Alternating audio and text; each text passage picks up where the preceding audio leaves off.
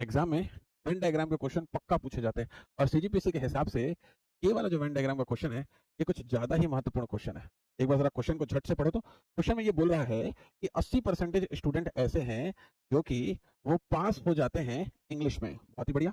80% जो है इंग्लिश में पास हो गए, तो अगर मुझे जानना है भैया कितने फेल हुए, तो मैं बोल सकता हूँ क्या 20%।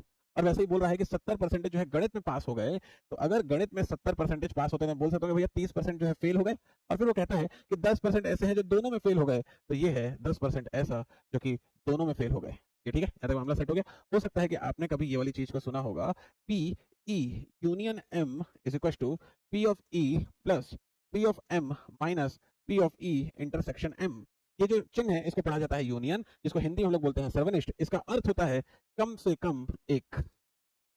अब वो जो भी सवाल ने बोला हो, जैसे फेल बोला है तो मैंने लिख दिया मैं फेल, ऐसा। तो इंग्लिश में कितने फेल हुए हैं 20%, तो लगा दिया 20%। मैथ्स में कितने फेल हुए हैं 30%, तो लगा दिया 30%। अब ये जो चीज होती है इसको हम लोग पढ़ते हैं इंटरसेक्शन, जिसको हिंदी में बोला जाता है सर्वनिष्ठ, जिसका अर्थ होता है बोथ, मतलब कि दोनों। तो दोनों में कितने फेल हुए हैं 10%, तो ये मैंने लगा दिया 10%।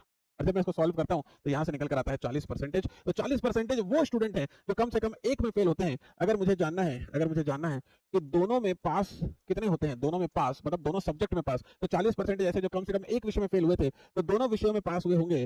100 माइनस 40 मतलब कि 60%। मैं कह रहा हूं कि कुल का 60% दोनों में पास होते हैं। वो कहता है नहीं नहीं, कुल का 144 स्टूडेंट दोनों में पास होते हैं। इसका मतलब ये हुआ कि मेरे हिसाब का 60 उसके हिसाब के 144 के बराबर है। और जब इसको सॉल्व करोगे तो आपको सॉल्व होकर आ जाएगा 240, और वही तो इस क्वेश्चन का सही जवाब था। कंफर्टेबल है आप लोग?